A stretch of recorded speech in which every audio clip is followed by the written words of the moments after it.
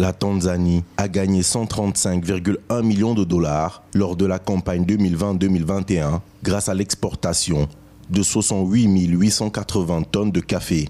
Au total, 23 enchères ont eu lieu dans les principales zones caféières, au cours desquelles quelques 30 375 tonnes de café arabica et 38 505 tonnes de robusta ont été vendues. Frank Nyalusi, directeur des ventes et du contrôle de la qualité au Tanzania Coffee Board, que les exportations de café pour la saison qui vient de se terminer avaient augmenté d'environ 10 000 tonnes par rapport aux 59 318 tonnes vendues lors de la campagne 2019-2020. La Tanzania Coffee Board a projeté les exportations pour la saison 2021-2022 à 65 000 tonnes, dont l'arabica serait de 35 000 tonnes et le robusta de 30 000 tonnes. Le café tanzanien est largement exporté vers le Japon, l'Italie, les États-Unis, l'Allemagne, la Grèce et les marchés émergents d'Afrique du Sud, de Corée, de Chine et du Moyen-Orient.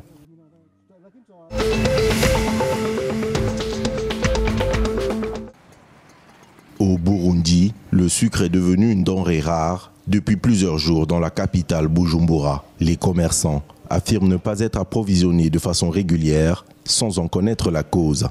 L'approvisionnement en sucre n'est ni suffisant ni régulier ces derniers jours. Au regard de la rareté du produit, les commerçants ne peuvent plus se permettre de vendre plus d'1 kilogramme de sucre par client afin de satisfaire le plus grand nombre de consommateurs. Le manque de sucre est signalé presque partout dans la ville de Bujumbura. Ceux qui en ont les moyens le remplacent de plus en plus avec du miel.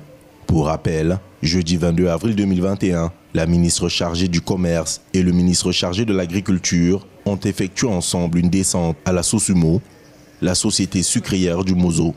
Ils ont souligné que le sucre est disponible en stock et ont mis en garde toute forme de spéculation, précisant que des sanctions sévères sont prévues.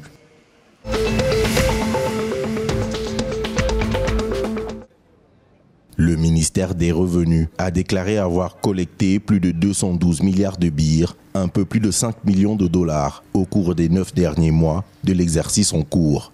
La performance montre une augmentation de 15,95% par rapport à la même période en 2020. Environ 128,2 milliards de birres de l'argent collecté ont été générés par la taxe intérieure, plus de 84,1 milliards de birres et 166 millions de birres de la taxe à l'exportation et de la loterie, respectivement. Le ministère a noté que la performance peut être qualifiée de bonne puisque le pays est dans une période difficile d'insécurité et de pandémie de Covid-19.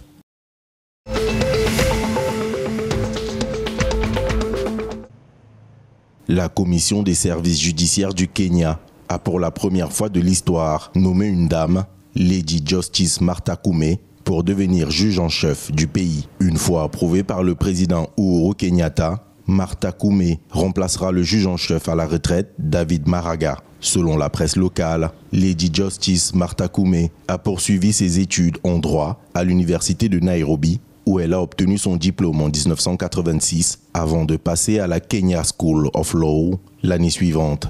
Elle est allée à l'université de Londres où elle a obtenu sa maîtrise en droit international public en 2010. Lady Justice Koome, tout au long de sa carrière de plus de 3 décennies, s'est distinguée en tant que championne des droits des femmes et du bien-être des enfants.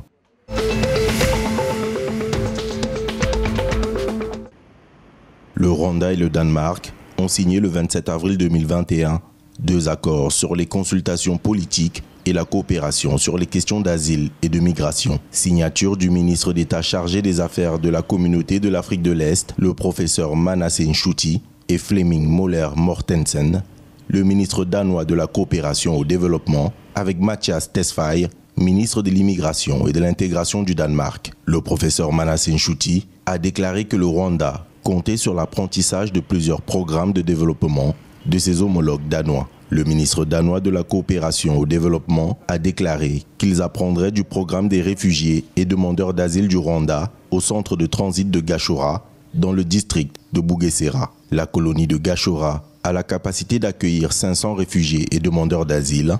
Le Rwanda a proposé d'accueillir jusqu'à 30 000 réfugiés et demandeurs d'asile.